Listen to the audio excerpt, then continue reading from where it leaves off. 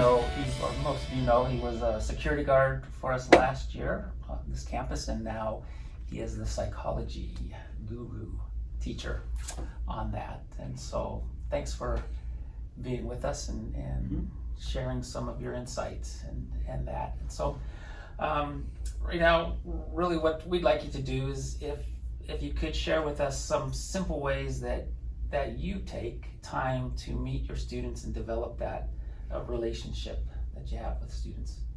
Of course. Yeah, I mean, for me, I honestly, I love these kids. I love being with them. I love getting to know them. And you know, I try to really just think and just keep the idea or the perspective that, you know, every person is going through something hard or difficult in their life. And everybody has kind of a need, you know, and that need could be very different for every student. And so I just try to identify the need. What does this student need today? What does the student need from me? And I ask them about it. I ask them, what do you need? What's going on? How are you doing? And I just sit and I just listen, because most of the time I find that these kids just need somebody to just talk to, and to be heard. And I take the time to just sit and just listen. I don't, you know, interrupt. I don't try to chastise them or, you know, lecture them or anything. I just listen and I just let them talk. And then I ask questions and just really I just take the time to listen. And I find that for most of the time, they just have so much stuff that they need to get off their chest and to feel heard and to essentially feel loved. So. Well, great. Don't you have all these things that you need, your lesson plans and lessons that you have to get through, and doing that, do you see that taking time away from what you should be doing, or how do you work that?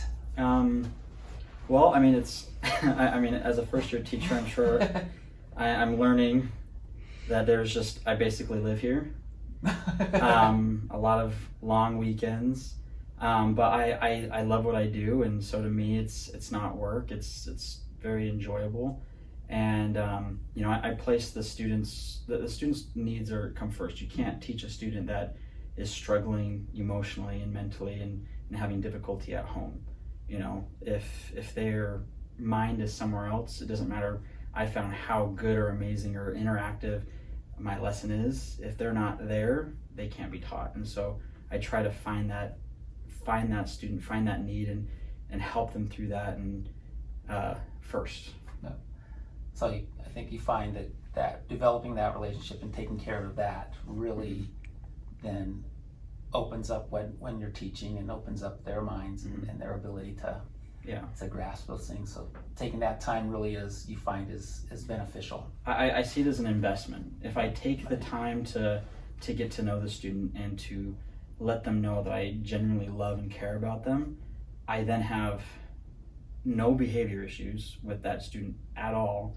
And then they also in turn are more willing to pay attention when I'm speaking and then teaching, and they become interested in what I'm teaching, and more willing to learn.